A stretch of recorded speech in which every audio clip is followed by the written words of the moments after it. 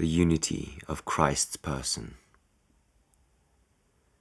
Yet we cannot better comprehend Christ's true substance than in those passages which include both his natures, as in John's Gospel, where many are found.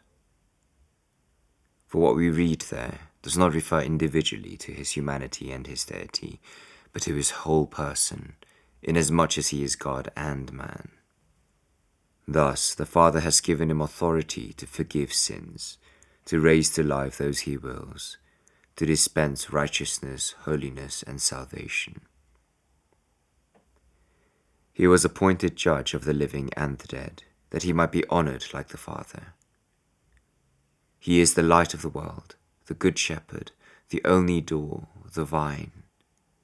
For he received these privileges when he was revealed in the flesh, though possessing them in his own right from before the creation of the world.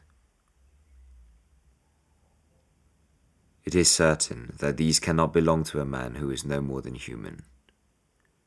This too is how we should interpret Paul's words. Once he has exercised judgment, he must deliver the kingdom to God his Father.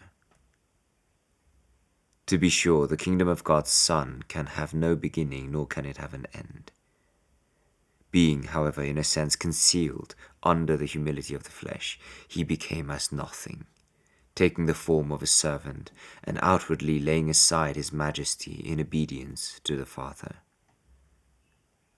But then, having submitted, he was crowned with glory, and being exalted received a name which is above all names, to which every knee must bow. In the same way, he will then yield to the Father both this crown and everything he received from him in the flesh, so that the one God may be all in all.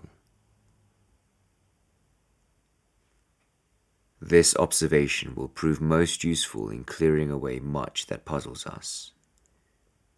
It is astonishing how distressed some ignorant folk become when confronted by expressions of this kind, which attribute to Christ things which properly apply neither to his humanity nor to his deity.